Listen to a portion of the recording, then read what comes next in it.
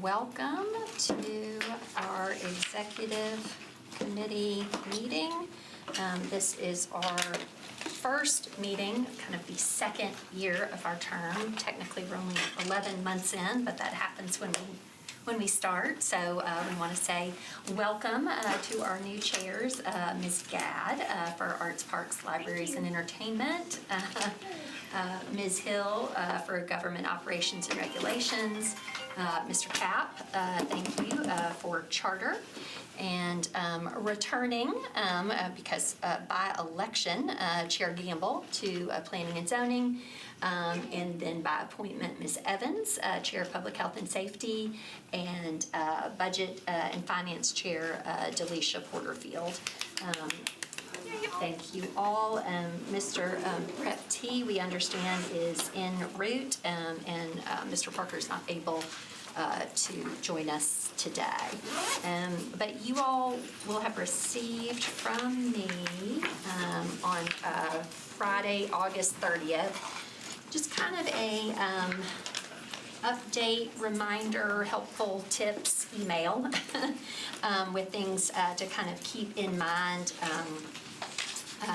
as far as your chairmanship, more in kind of the procedural space. I want to thank Ms. Darby just for the basic kind of procedural run through that you all have, at your places as you get started, especially new chairs, and then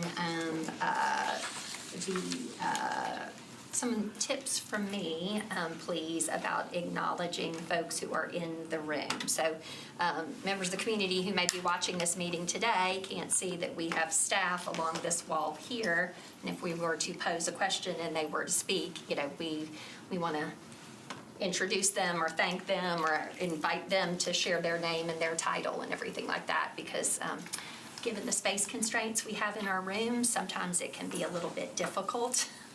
And that's always a little challenging on the replay, right? When you just hear a disembodied voice from the corner of the room saying some things. So anyway, that email is full of little tips like that. And then obviously folks who are returning to chairmanship will have some good insight for you all. And of course, I know you've spoken with the former chairs of your committees, and they've got their transition memos, which you have as well. So that I just wanted to kind of touch base on that and segue then into kind of continuing education for council. So just kind of, thematically for this term, that is something that I really do want to focus on to support you in your policy and your oversight work. And so, we had our extended orientation about this time last year, but we want to be selective and respectful of everybody's time. But there will be things over the course of a term that if you and your chairmanship are seeing as of interest to your committee or you think would be helpful to the body, there is opportunity, whether through a brief update at committee, right? Or a special called meeting, or from a continuing education standpoint, we've had some outreach from Homeless Services about maybe a Homeless Services 201 or a training with them. Chair Evans had elevated previously, and I concur. We don't really, as a body, maybe have a particularly good understanding of our court system, right? So that might be kind of a courts 101 or something like that. Just in your capacity as a chair, if there's something that you think would be helpful to the body, let's please, think about that and work on that. And in a similar vein, for inclusion on our internal calendar for members, webinars, interesting events or happenings that intersect with the policy work of your committee. And you can, just send those to coadmin@nashville.gov for inclusion on that calendar if you think that that's something that would be educational for members. So I am relying on you all kind of in your chairmanship to take a little bit of an extra role in that regard. Obviously, any member can share with colleagues that they think something would be helpful or interesting. But, you know, if there's a nexus with the policy work that we do and the kind of the civic space, if there's something that you think would be educational or interesting, please do elevate that to the body, okay? And in sort of a similar vein as well about events and collaborations. So I know Ms. Gadd will be delighted that we have Library Card Month this month in September. And so Ms. Fanta, who does communications for the library, has reached out to me, and I've included Chair Gadd with just an initial proposal, I think more to come, about some partnerships with council, right? And to the extent possible, we'll try to have those be aligned with a council meeting evening. So there will be kind of an activation about library card signups and a little photo booth opportunity. And so, you know, being selective about those, we can't do kind of all the things, and we can't do all the things every single council meeting night, right? So kind of keeping in mind, is there a certain month? Is there something a department's working on? You know, is there kind of high kind of council and community value to hosting something? And so, you know, we, again, can't do all the things, but if there's something that you think is a good kind of departmental partnership that you want to do, intersecting with public health and safety. One of the first things I did in my seat was to reach out to the health department for that October meeting, and we had a vaccination opportunity for a flu vaccine. So we're going to do that again, because we learned from that and we can communicate about it again. And so, you know, anything like in that kind of space that you want to work on in your capacity as chair, and we can kind of partner and support with you. But I would ask you to please touch base with me, coordinate with the office, because as far as the use of our mezzanine, the chamber and so forth, we can't just, you know, we have to be intentional and selective kind of about what we do. But I'm looking forward to Ms. Fanta's additional proposals, and that'll probably be in a similar vein like what we're doing, you know, Pause Across Metro that we're doing with MAC now. You know, it's coming. We're going in reverse, colleagues, all the way from the back, all the way through, but you get a special photo opportunity with an adopted dog. But right, why do we do that? For public education, right, to support MAC and get people more interested in that. So we'll be looking to do a little bit more of that this term, but again, trying to be selective and intentional so we can do all those things well. Okay, so Can I that. ask a quick question? Yes, ma'am. So if I decide, because a lot of times with government ops, ours are pretty short, like 10, 15 minutes. If something happens and we're going to say have Benton come talk about beer permits or something like that, do I just work that out with you to ask for a little longer slot, or maybe a different? Yeah, so per my email, you're going to want to touch base with Danielle Godin, okay, in the office, and yeah, do make me aware and staff aware, because if that's, hello, Mr. Prepty, welcome. Okay. Come on around here. There's space over here. Oh, my apologies. Thanks for that. I didn't mean to distract you. No, that's fine. But, you know, thinking of that kind of in the vein of, you know, 5 to 10 minutes, depending on your agenda. It's something that's come up before. That's probably not enough for a special called meeting, right? But you would appreciate the departmental expert being able to speak on that, right? And being in touch with him ahead of time.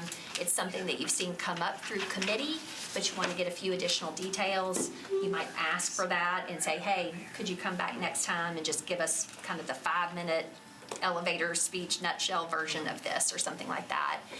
So if you can keep it really kind of to that 5 minutes, that's fine. That's just, you know, in your capacity of chair, just, that's fine. But if it's going to go beyond that, you really do need to let staff know, because that's going to affect how they schedule the committees. We are fortunate now with just 8 standing committees. We've got them in the chamber, we've got Monday. We're not having all of the overlap that we used to have back in the day of, I cannot even believe it, 14 committees and then 11 committees, right? And so, we have a little more space, and that's intentional, but we still have to kind of honor that space and not fill it up too much because it has a knock-on effect to the subsequent committees, right? So if you are going to, in your capacity as chair, just for those kind of chair report at the top of the meeting, you want to acknowledge somebody from staff just to give a brief update on something, that's fine. But remember that the primary purpose that evening is legislation. But if you do need a bigger chunk, then just be in touch with staff and get that kind of figured out, because then they might push that meeting forward or push the next one later. And to that end, yeah. So to that point, when you are communicating with staff, and it is Danielle Godin that you would reach out to for scheduling, we need to have that information as soon as possible. So the committee schedules go out on And Wednesday. To my point earlier, could you introduce yourself? Margaret Darby. Hello, everyone. My name is Margaret Darby, and I am your council office director. Go ahead, please, Margaret. Thank you. So, to that point, you need to let Danielle know. And the committee schedules go out the Wednesday prior to the council meeting. And so we need to know, ideally, the Friday before that. So the day that you are, you need to get your legislation to us is the same day that we really need to know about whether you're going to have any special guests at the meeting, so that we can schedule appropriately. Okay. So we will make minor adjustments, 10 minutes here, 10 minutes there. And if it's going to be something that is pretty long, then, we need to know how long it's going to be. And then all of the supplemental materials, if there's going to be a PowerPoint presentation, we need to have that in our office by noon the day of, no later than that, because otherwise you have people sitting up in front of the meeting trying to, get the equipment to work. And if they can get it to us by noon, then we can take care of all that and not cause any delays. Hannah, did you have something? All I was going to add. This is Hannah Zeitlin. Hannah Zeitlin, you're recognized. All I was going to add is that it's also for notice purposes. So if you've invited somebody to talk about something that's not related to the legislation, we need to notice that. So just go ahead and tell us who it is, even if it's only going to be 5 minutes. You think that you can work it in the time because you've only got one bill. Just go ahead and let us know. It'll let us schedule the time, and it'll also let us put it on the agenda for notice. Okay, and then y'all have in front of you a policy around scheduling meetings that the executive committee reviewed and gave feedback on back in March. And so this remains in place. It's just like a one-pager. So that has those details for you as well. Okay. So next, I know you all are going to be excited about our social media policy. So you've got that in front of you as well. And so this has been a long time coming. It's been talked about by the council for a really long time about getting our own social media accounts as an office. And so this is the policy drafted by Ms. Darby and staff. And so I would welcome you all to give that a look. If there's anything that you kind of see subsequent to this meeting that you have questions or suggestions about. But with this policy in place, we can launch our social media accounts by the end of this month is the targeted goal. I guess if there are any, do anybody have any just general questions relative to social media? I know this is a dense document that you are just now seeing, so I'm not expecting any kind of questions, suggestions off this at this time. But any just general questions about what informed this policy, or yes, Ms. Evans. I was seeing some motion over here, so go ahead, Chair Evans. I guess the first question that comes to mind is like the transition from, online to offline action for people that go to that account and say, my culvert is clogged up or whatever, would it then, whoever, I assume it would be, is it Eleanor Tierney, that she's managing that or would manage that? Yeah. And so then she would just transition those issues? Well, that's not what's proposed at this time, and so okay. Ms. Darby, I will acknowledge you, go ahead. This is, so the social media accounts will be kind of a one-way street. Oh, okay. This So no is a way for engagement. us to push information out, not receive information. So public records request, hub request, anything of that nature will still go through those avenues. So if somebody has, a problem with their culverts being blocked, then they would still need to go to the water department, not to the social media account. So then I guess the message then on those accounts will be like MNPD where it says, this account is not monitored. Yeah, it's, You know, yes, we'll basically, have we're not gonna respond to you via this channel, okay. Chair Porterfield, go ahead. Once we read through the policy, if we have any feedback, should we email that to you directly? Yes, if you would email that to Ms. Darby and copy me on it, please. I appreciate it, thank you. Chair Gadd? And so on just a follow-up question there, and I'll look through the proposal, so if you want me to look at this first, but are you just gonna turn public comments off, or you're leaving, okay, good. I mean, if they're not gonna be responded. There will not be comments. Thank you. I do see here in number 2, we are, because that's one of the first things when I first saw the draft of this, we are going to have Instagram. And I've added Instagram down at number 3, but yeah, it needs to be added at number 2. Yep. Margaret, is there anything that you would like to share about about just the formation of this policy and the considerations for it? Because it did take quite a lengthy amount of time relative to legal implications and so forth. So if you would like, I would appreciate maybe just for everybody's edification, just sort of framing, for instance, why you're proposing not to have comments turned on and what. Well, so we don't want this to be the way that people communicate with the council office or with you. If people want to communicate about whatever sort of constituent service issues they may have, they will continue to use that regular avenue. This will be a one-way street so that they don't do that. Legally, I think that we have avenues for people to go through. So public records request, for instance, is one thing. They would, there's a specific way for people to make a public records request, and making it through social media is not appropriate. Some of the highlights in here are that we're gonna have a very limited number of people in the office that will be making the social media posts. We have very limited numbers of places where social media will be posted.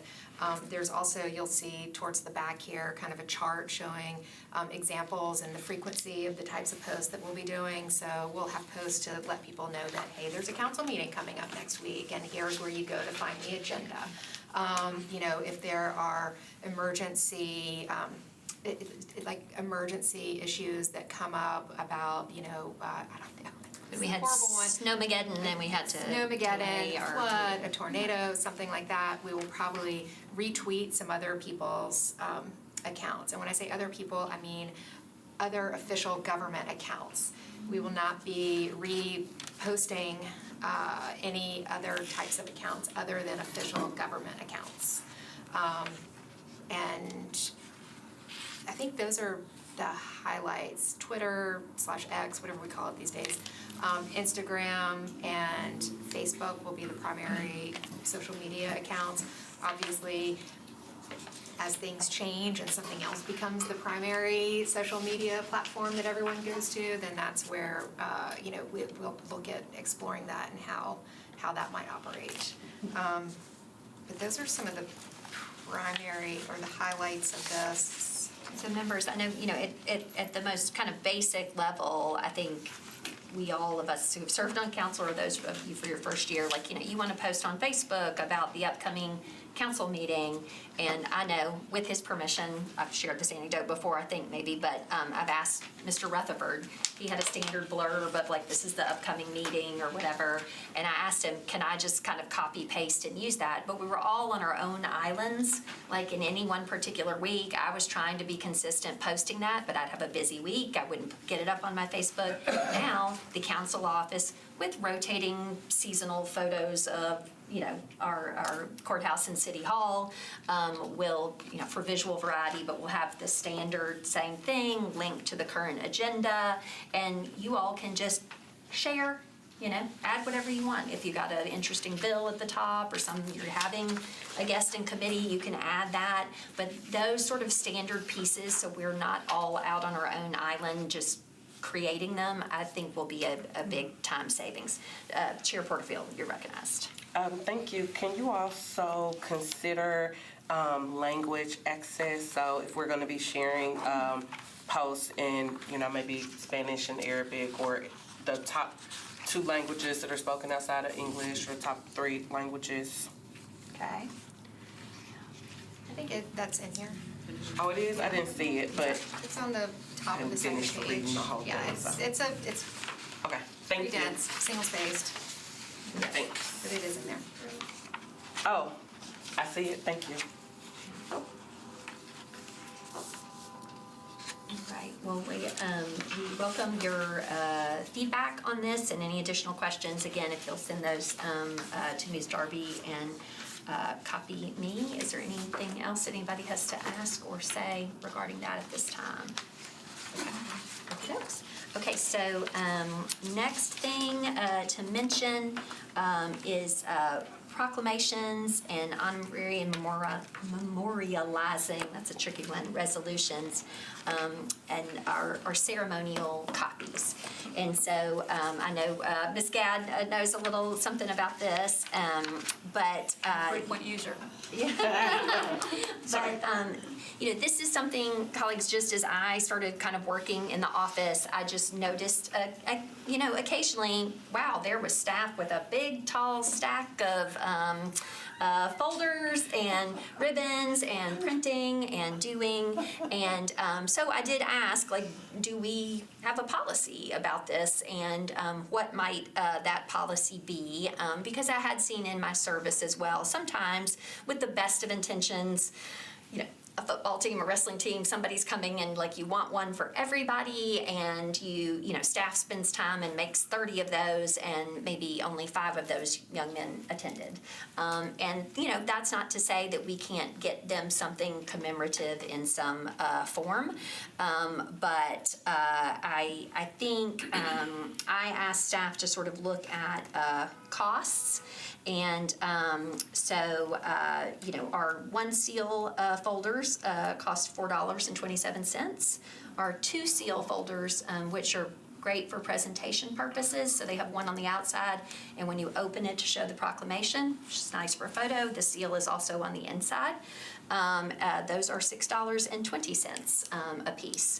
And so staff with budget, and Margaret's going to touch on that later, but we have ordered for this term, we have the short form, the long form, so, it's a pretty significant expenditure. But if we say, in a hypothetical scenario, that for any one particular honorary resolution or proclamation, that each member could have 5 of those ceremonial copies. 1 would be your presentation copy, right, the 2 seal, and the other 4 would be for, like in my football scenario, the team captain, the school for the historic record, and the principal. You don't have to use the 5, you might want to use the 3. Is there someone who has passed and they have, 6 siblings and they all live in different states? Could we maybe make it, but I think if we can start to kind of reframe how we think about it as 5, then we can kind of level set on the expectation of that. I didn't want any members to get kind of caught betwixt and between. I think, Ms. Gadd, you got a little bit caught there. And we wanted to honor that and go ahead and do that because you had already expressed to that group that they would be getting those. And Hand we- them out to everybody. And so, I think, this is something that we're going to get, wanted to get some feedback from you all, but we're gonna get kind of printed up for clarity for the body, right? So that everybody has awareness of it. And I think, the proposal from staff is for 5, one of which is ceremonial. And then as well, we've talked to Melanie on staff about getting sort of a digital version, right? That is not just a Word document, but something that is, looks kind of ceremonial, that could then be sent to the 25 other folks on said team or in said group, right?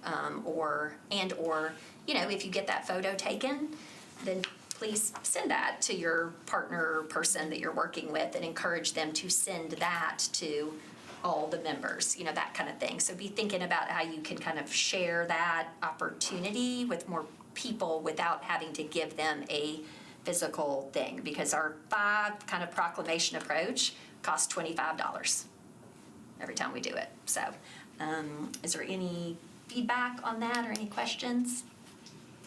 I think the Chair only, Evans, thank yeah. you. I think the only question that I have is thinking about, I don't do a lot of proclamations, so I know I would never meet whatever our internal threshold is on budget issues, but for people that want to have more or do more, could we treat those folders like stationery where we're placing an order for them to have, I want to buy 100 or whatever, and use campaign money for that, and have my own little stockpile, and then I'm just printing out, here are the actual proclamations or whatever. I don't know if that's even a viable idea, but that's the first question that comes to mind.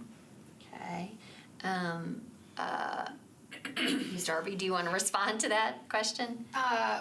So when it comes to printing the folders, printing 100 or something like that, it might be a little bit more costly actually to print a small amount. At the end of last term, we were getting low on the number of folders, and so or not last term, at the end of last fiscal year, we were getting low on the number of folders, so we placed an order for new ones, and it came out to be roughly $11,000, a little over $11,000. Now, ideally, that will last more than this term, and so it will last, into next term as well. But I don't know that the kind of economy of scale will, they may cost more if you're ordering just 100. I see. Okay, thank you. We can check, but. Chair Porterfield, go ahead. 2 questions. This is a proposed policy, so will the executive committee vote on the policy? That is a good question. I hadn't really thought about that. I think, we can do that, sure. Yeah. Or even just give some feedback on it before the policy is finalized. So I'll give my piece of feedback now, and we can continue to discuss it. Yeah. I think, one, thank you for highlighting to us the cost, because no one's ever told us the cost. Right. So if I don't know the cost and the family says, can I get 10? Of course, we're gonna say sure, because we don't know that there's a cost associated with it. Well, we know that there's a cost, we don't know what that cost is, right? So now that we're more cognizant of the cost, I think that alone will likely reduce the number of resolutions that people are asking for. My very gentle pushback would be, for some of these kids, this might be the only official documentation that they ever receive in their lives, outside of maybe a diploma, and all kids don't even get a diploma. So I would hate for us to kind of rob them of an opportunity. So maybe a compromise would be, if there is, let's say, a football team, you have 30 kids, or a bowling team, and you have 20 kids, maybe the coaches and the principal will get the copy with the folder, and then maybe the students can just get the printout, and then that way their families can frame it or something, and then we're not shouldering the full cost of it, but we're still acknowledging them and giving them the opportunity to have something special. Right, and I think that's kind of what I'm speaking to when it's like, okay, well, here's the one that goes to the coach, you've taken the photo, and then it really is incumbent on the member subsequent to that, take that photo, right, put that in an email, link to what I hope, again, will not just be like the Word document of but we can save it as a PDF such that, you know, if somebody wanted to have it as a screenshot or this or that, and then that goes to all the members. Congratulations again, young people, on your great whatever, that kind of thing. And so then it's like they've got that, they've got the photo, right, and then, I mean, and then they have the link to it if they choose to print it out, you know, if they want to. Is that? What is the cost for us to just print the piece of paper without the folder? Can we get that cost, and can we consider that before we make a final decision? Okay, so I apologize. So what you're saying is you would want to then just print onto regular paper, proclamation paper? Proclamation. Yeah. The proclamation That's what I was paper, asking about in the past, like, can we just print? We can figure out the cost of it. just the proclamation paper without the envelope if you need it. And I also think that should also be like a limitation, right? Like it shouldn't be that I get to ask 5 times this year for 30 things to be printed. Like I do think that we should all be cognizant and we shouldn't be doing that on a regular basis. But I don't know, maybe it does happen on a regular basis, I don't know. But if we could at least have that information before a decision is made. Yeah, Ms. Darby, you're recognized. I just wanted to add one more thing, and this little project that we're working on with relation to proclamations. We are just starting at the beginning of this term, we're going back to last October, and then going forward, we'll be keeping a spreadsheet that's open to the public. It'll be under the council resources page, but a spreadsheet of all the proclamation requests and the topics. And then also we will have in there the digital version of the proclamations going forward from this October, because we didn't make digitals for the last year, but we'll be making digitals going forward. So all of that will be saved online, so you can always point somebody to that digital version. And then if you want to do your own research about whether or not a proclamation has been done before, you'll have that to look at. If it is something that is, last year, last term, or how many terms back have we done this particular type of proclamation to recognize this week or, this entity every 5 years or whatever, you can always ask us and we can try to track that down in our records. And I appreciate that very much, because I think, Ms. Porterfield, you had elevated, and I had asked staff, especially around, should you resolve or should you proclaim, right? And that proclaim, when you proclaim, it's a little more nimble, right, with sufficient more, but it doesn't follow the every 2-week cadence. But there was some expression of concern of kind of where do those live for the historical record, right? And so I guess what I would say is if you want it to live on the historical record, then it needs to be a resolution. But by way of kind of compromise and the record and going back when that person says, oh, hey, I didn't get that, I want to, it's in there, right? And then we're going to keep the inventory of all the proclamations and link to them. So I appreciate staff responding to that. Before Chair Gadd, Ms. Zeitlin. Just real quick, and I just want to say one small thing, and this is less to the limitation and just more of a timeline suggestion, which is, it does take staff time to prepare everything from drafting the proclamation to printing it to affixing the seal. Even the seals are hand stamped by staff members. So, printing 30 copies sounds easy. Printing 30 copies is pretty easy, but then you have to affix the seal and, there's cutting of ribbons, and that can take, 30 copies could take, half an hour, an hour. So I'm not saying, we can't do it because of that, but, if you give us a week, it's a lot easier to get 30 copies done than it is if you give us 2 hours. Right. Yeah. Okay. Very fair. Chair Gadd. Go ahead. Well, actually, Hannah touched on this, just thinking about the time as well, and for full disclosure, I have asked for, and for public record, I have asked for a lot of proclamations, and mostly handed out at, or each time handed out at graduations.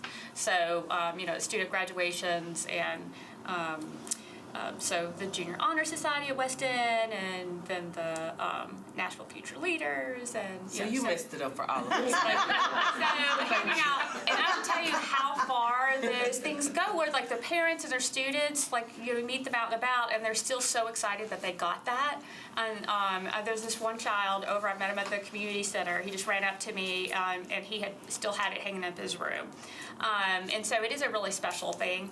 But just thinking about continued constituent relations, I know I was going to mention that as being a former staffer for legislators, it is a full-time job to do all that preparation. So perhaps as part of this policy, we could also lean in. I know I was volunteering, like I can literally come in and put my stickers and ribbons together as part of my council work. I mean, so I think, being able to offer that for council members to be able to lean in on that, for those of us who could make that time, that can be helpful. But I think if we're limiting it to the, a certain amount, makes a sense.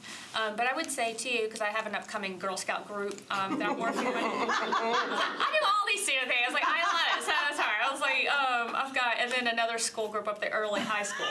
So I would say if we've got additional or options to personally purchase or through the campaign, our campaign finances, if we have that on a personal fund, to buy little lapel pins or something that we can give out that is really just a nod that gives somebody an access to local government, and especially young people, just making those avenues available that we can take.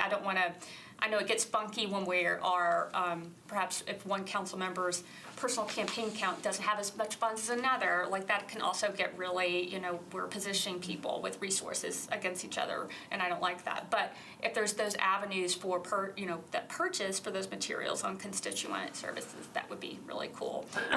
Helping Girl Scout groups get their local government patch. Yes, I appreciate your engagement with Girl Scout troops. That is really, really awesome. I would say. But thank you for this. This makes complete sense, and having these expenses really makes a lot of sense. So the ribbons, the seals and the ribbon costs, having that part of that would probably be very helpful for us as well in the parchment paper. So I appreciate and some that. of this can be followed up in email. Just like the whole kind of scope of things, but I think too, thinking about if you have a graduating class or you want to do something like that, you could with just kind of standard. Lots of options here. Bordered paper with navy, and then drop the seal on there, and Ms. Gadd congratulates you on whatever, and then it's just, it's something, to your point, that maybe you generate kind of yourself relative to a proclamation or resolution, and just sort of tearing that in. So I appreciate the feedback, and so I guess we will look to next time have this sort of written up based on y'all's feedback. Anything else on the space? Yes, go ahead. Yes. So I'll be real quick. Yeah. I think that Councilmember Gadd made an excellent point, as well as is it assistant director? Senior. Senior, right. Senior executive. Senior attorney, Zeitlin.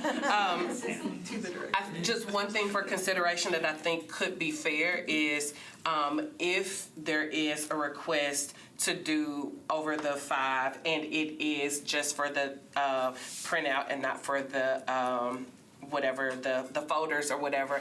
Also, like looking at a timeline, like that request has to be within like a week or 5 days or whatever staff feels is comfortable. And if your request is shorter than that, then you can come yourself and fix it.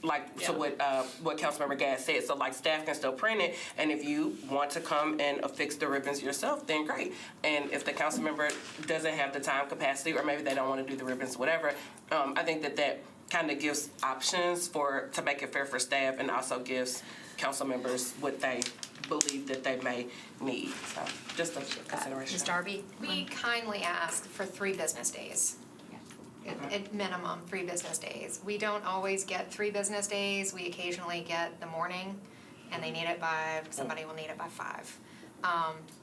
We get those when staff is or is on vacation or is not on vacation, and then kind of, and to draft as well. So 3 business days is what we kindly ask in order to draft the proclamation and get all of the copies printed and whatnot. Yes, Chair Evans. I'll be fast too.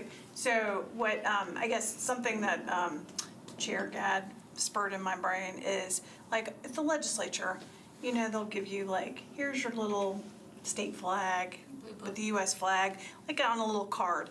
If there's something that we could get that's like design oriented, like, hey, if you want to go off and order your own thing, here is an appropriate design. We have the file for you that somebody in the office created that we could use and go forth and kind of buy our own thing. I think that would be really helpful. And I remember the times getting some of those things at the legislature. So that's, I guess, would be an official request if we could, if we want to give out something as representatives of council, if we could have the design support internally to. So something that is sort of in between a proclamation and your business card. Well, yeah, like a That's- pen, like she's that's, talking about, something like that. That we just go yeah, off we and choose to. order on our own. that- Yeah, it's like our own version of a postcard or something. Ms. Porterfield, Last you look like thing, you last had an thing. idea. We Talking about could it, also do like the proclamation printed on just like certificate paper and not do the ribbons. So then that kind of fulfills like both, like they still get an official proclamation. It's just not on the fancy paper, but they still could like frame it and it would look nice, and it would also probably be cheaper and less labor for the staff, and also less money for us. So Okay. just another idea. But it looks so nice with the seal. It does. I love it. I'm trying to. I know. And the paper's If it's special. like a team that goes to like a state championship, I just would hate for them not to get it. Now, what she's talking about with like 100 kids graduating, no, not that. But like, It was 30. It was 30.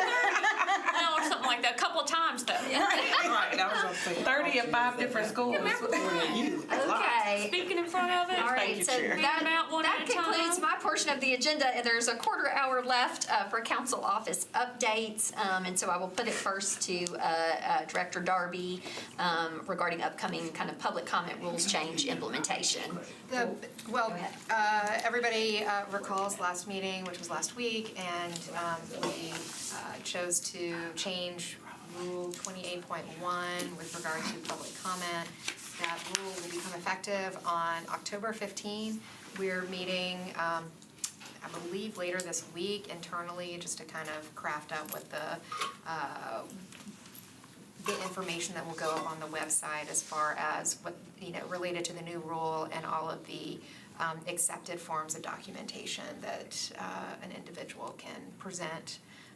Of course, the request was that not be exclusive of other forms of documentation, so, it'll be pretty open when people show up to speak at public comment about what forms of documentation they will be able to present and will be accepted to sign up. So, but the new rule is that public comment is limited to residents of the state of Tennessee. So as long as you live in the state of Tennessee and have some documentation to prove that, you can speak at the council meeting during public comment period. That will require a member of staff to be stationed to affirm that, or? So for the 1 hour sign-up period for the regular council meeting, yes, we will, because you've got to demonstrate your residency, we will have to have a staff member present to check it, and then you can sign up. For committees, it's gonna kind of be up to y'all how you want to check that, but I can't have a staff member checking at every for the sign-up sheet at every committee, so I'd suspect, and this is what the sponsor suggested, was to have a member of the committee, maybe the vice chair, check the ID or check the utility bill or whatever the proof of residency is before speaking at a committee. And before, Ms. Gamble, if I may, if we anticipate, can you share how many times we've actually had somebody to show up for the public comment portion of a committee, roughly? It's not very often, but occasionally there might be a hot topic and people will come speak.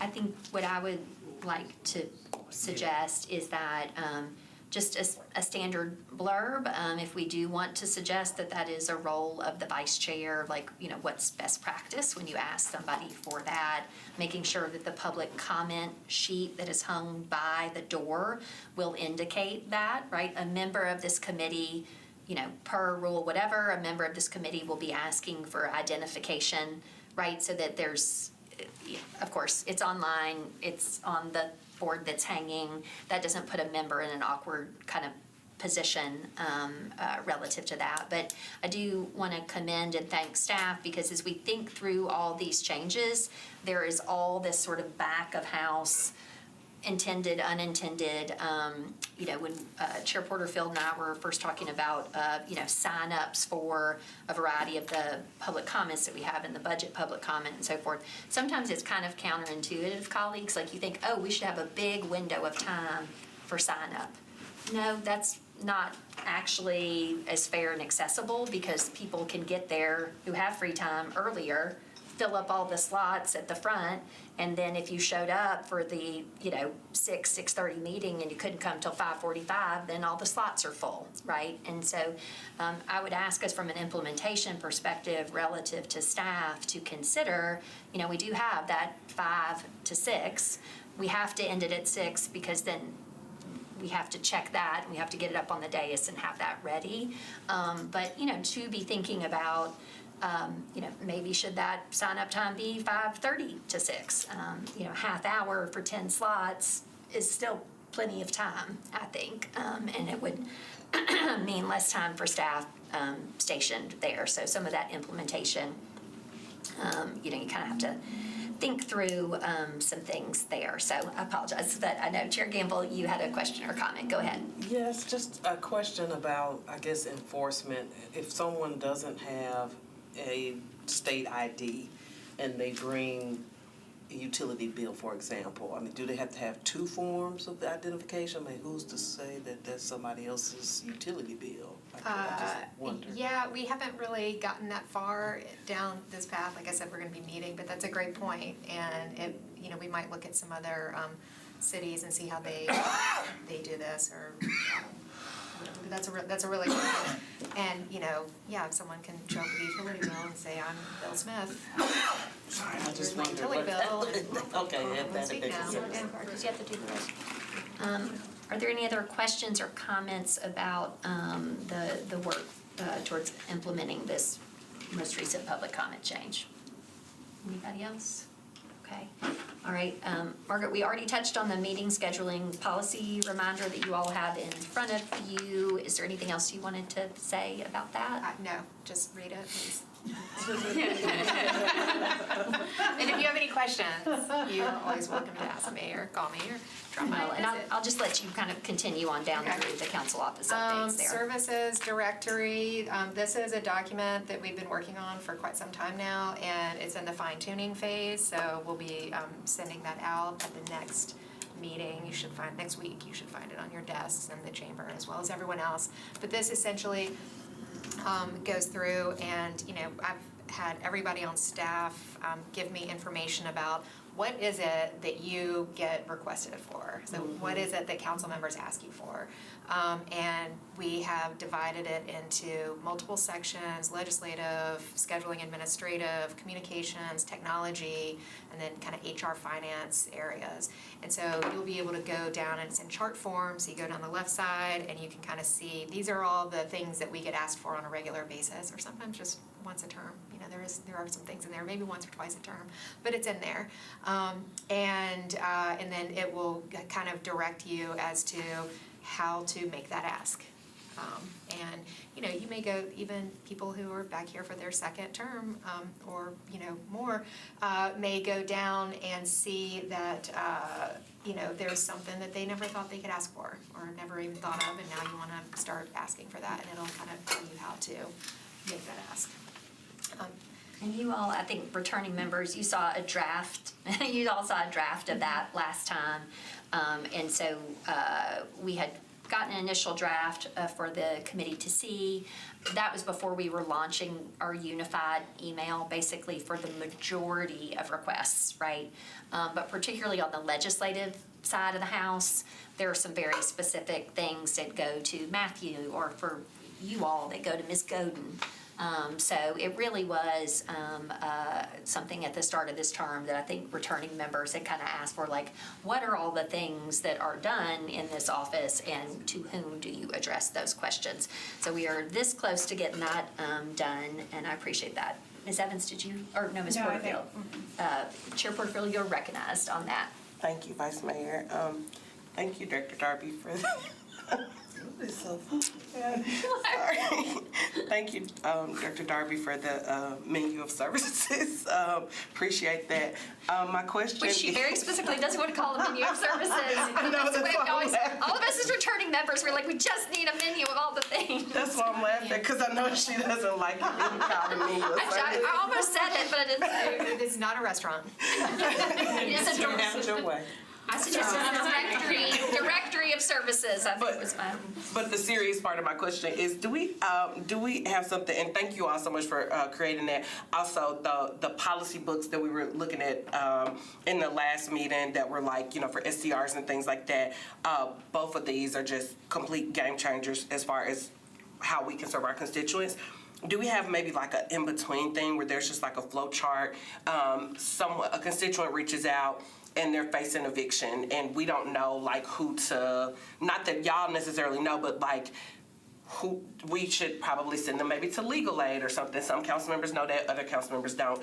Or if we come across a person that's unhoused in the community, some people call April Calvin. Some people call April Calvin, but other people may call another person, or people may try to go to the hub or something like that. So if we could just, for some of the really common issues that we kind of come across, and I know that there's no like specific way, because sometimes things will go in various ways, but if there's just kind of in general, if somebody is, facing eviction, we have, or like even like the right to counsel, or just resources that we have put in place that we can like direct people to. So that is a different kind of ask. What the services directory is all about are services Council that office. we provide directly to you. So what you are asking for, I'm just going to go with the someone who needs legal advice or what have you. You would usually, I get that kind of question, and that's me telling you, oh, here's someone at legal aid, or here's the number for legal aid, or here's the number for Office of Family Services, or trying to help you direct that person to where they need to go. That's a different kind of ask, and that's not what is in the services directory. If that's something that you are I'm trying to think of how we would put that together, but if that's something that you're interested in, and what I need in order to create that is, what are the types of things that you are encountering? Because every time you encounter something like that, you're not reaching out to me or to Right. staff. You know where to go, or you've done it before. We answered the question Well, 6 and- years ago. I think what I would suggest, and true to for all of you all in your chairmanship or just as a member, we've all been there before where you went down the rabbit hole, right? And you asked this person, who asked that person, but you didn't realize, but oh, that's actually over here, da da da da da da. And like once you get to the end of it, you're probably so tired, you don't want to kind of formalize that into an email. But think about, okay, I just spent an hour or two trying to figure this out. What would I want my colleagues to know if a similar thing came up? And so I do think, to the extent as chairs, if that's something you've, encountered that you want to share with members or internal to staff, right? Like, oh, wow, this is the third time I've gotten this ask. I might want to kind of formalize that somewhere. But I think I would say it's more kind of an internal document to support other staff and members when that request comes up. We talk a lot about Rosie's, kind of historical memory, right, of like, oh, well, that's so-and-so at this department. But those people change over time, right? And so I appreciate the ask. And, Ms. Hayes, go ahead. I was just gonna say, we get calls like that often, And it would be a good thing if y'all use the CO admin, because that comes to us, and I'm trying to teach staff those things, and it's gonna, because I'm not gonna be here forever, so they'll know who to reach out to. So, I mean, we do get those kind of questions, but you could do it internally to us, and we could get the information to you and advise you who you could talk to. We can either talk to them, or you could talk to them. So if it has particular legal complexities or something, you might be addressing that to Hannah or Ms. Darby. But if it's just, I don't know who to ask about this, but to Rosie's point, retaining that for staff's awareness so that they are all, and if it's going into our CO admin at nashville.gov, then we've got kind of the database of what type of requests, to whom they're getting delegated, how they're getting filled, and so forth. So really encouraging you all for those type of requests to send them there. And I apologize, with Ms. Gamble, Chair Gamble, did you have a? No, I just needed a refresher on what the CO admin. Oh, yeah. That email address. Oh, I think you were not at last meeting, but if you look at my last newsletter as well, it's just our new general, it kind of like, who on staff does that? Yes, Doesn't matter. I have that form, Right. so I'll just refer back to it. Thank you. Right. Except don't send legislative requests Yes. or anything. Right. Legal, any sort of legal inquiries. Okay. Those will come to us. Confidential. Ms. Darby, we are coming up on time, and I know we have minority caucus. Can you just touch on those last Skip through, three? so caucus support services, we are formalizing the services that staff provides to the caucuses. And so you can kind of expect a policy coming out on that probably beginning of October. We're finalizing that now. Historic renovations and safety, I'm gonna focus on renovations. We, right now, are talking with General Services about new carpet and new paint for the offices down there, not over here, but down there. Over here, we're looking at getting new chairs and stuff for the admin area and the planning area, so that we can kind of make a couple of adjustments in there, but getting some new chairs for those areas. And then I think we're gonna be getting new blinds on this floor as well, that General Services is putting in. And I say blinds, shades, we're gonna go from blinds to shades, except for, I think your office will probably maintain the blinds. I love my blinds. I don't need new blinds. You've got the historic office on this floor, so, and then, what is and the lights. We should be getting new lights down in the council office as well. That's a new project for energy savings. Let's see, also on the cubicles, I think I mentioned this at the last executive committee meeting, which half of y'all were here for and the other half were not. But on the cubicles, we also have an ongoing project, so I have no end date for it yet, but we're gonna be making most of the cubicles kind of uniform in nature, so that you can call and make a reservation to use a cubicle, and when you show up, you should have all of the same systems available to you for use for your own computer or a Metro computer, if that's what you use. Under section F, budgeted items and expenditures, Vice Mayor wanted me to let you know about some of the things that we have acquired recently. Well, I think you all know about your lapel pins. We got, I think, 100 of those, and the cost of those are about $440 to $4. We've gotten 2 new whiteboards. Oh, no, I'm sorry, 3 new whiteboards, 2 vertical, 1 horizontal. They're all rolling. So if you're up here in in our council offices and you want to have a meeting and you need to do some flow charts and you think visually, you've got some whiteboards to be able to use. And they're also still in that training area, the glass whiteboard on the wall. That one's, I think, hard to see. Anyway. We also have a new projector, so if you need to show a presentation down in the training room or somewhere, it's the type you can hook your computer up to and show your presentation. You don't have to have slides printed. And Ms. Darby, that can also be in coordination with staff. You can Yes, check it out it for can be checked purposes out of a for those community meeting. purposes. So if you have a venue, right, that doesn't have a screen or otherwise. It hooks up to your laptop and you can project on a wall, so that's new.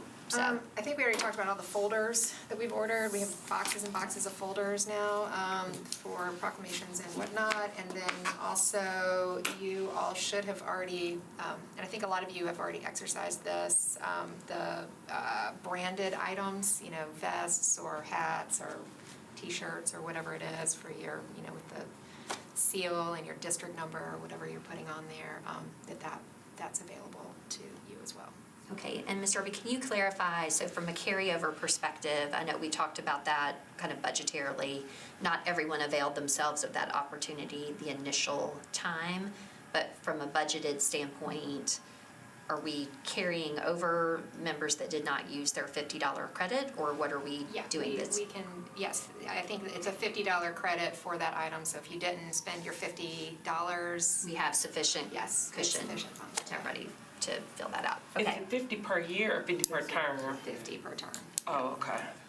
$50. Yeah, we can revisit that next budget from my perspective. If I had had my druthers and I had not inherited a budget, I probably would have said that each member 100, 150, and so you could get a jacket, you could get a shirt, you could get it and start that at the term. So, but we inherited what we inherited, and then we needed to make some of these other purchases. But I think that's open to discussion, maybe halfway through the term, maybe doing another 50. We'll see. I might propose that, because as you all know, I stuck my neck out for dinner and people had feelings, but, you know, I just think some of those basic things are important, because when we're out in the community, you know, it's not just, yay, we get an article of clothing, it's when you are out in the community, people recognize that you are a public servant, and they can tell that from the crest on your jacket. That's true of all the folks in our metro departments, rightly so, and we, and, you know, a lovely lapel pin, thank you again, Rosie, for working with me on that, it's really great, is not always appropriate when you're out, you know, at a park planting a tree or something, right? That you may need a vest or a T-shirt or something. Margaret, I guess lastly, I would just say, per safety, you know, we've got some additional, I'm not saying exactly where they are, but in the garage, cameras and so forth, and in some of our external stairwells and in those external elevators, correct? Those cameras are now in place. I believe so, yes. Okay. I know the ones in the garage are in place, Okay. yeah. Yeah, because I know we want to make sure that anyone who visits our building as well, that we invite, is also likewise safe. And so previously, the elevators that would come up from the garage did not have cameras in them, and they do now. You all will have received a email and a letter from the sheriff's office as far as that transition. And then Margaret and I have received I guess a protocol for the sergeant at arms, kind of a draft protocol from MNPD that we need to kind of make a turn on, and we'll have that in place so that is always our MNPD officer, and then the sheriff is more the spatial open areas aside from the chamber floor. So anything else from a safety perspective anybody has any questions about, or building-wise, or any of these last items from the council office or Ms. Darby that were on our agenda? One last Yep, question. Chair Porterfield? Upcoming events and collaborations, I may have missed that. Was that just if we have if you need additional scheduling, reach out to Danielle, or was that something in particular? That was like in your capacity of chairmanship, library card month, the got that. vaccination, Okay. anything from a budgetary perspective, you know, that you would want to work with the finance department on, like an educational 201 or something like that. Got So, it. Thank you. okay, all right, with that, colleagues, we are adjourned at only 5 minutes over time. Okay, Yay, thank you. Thank you.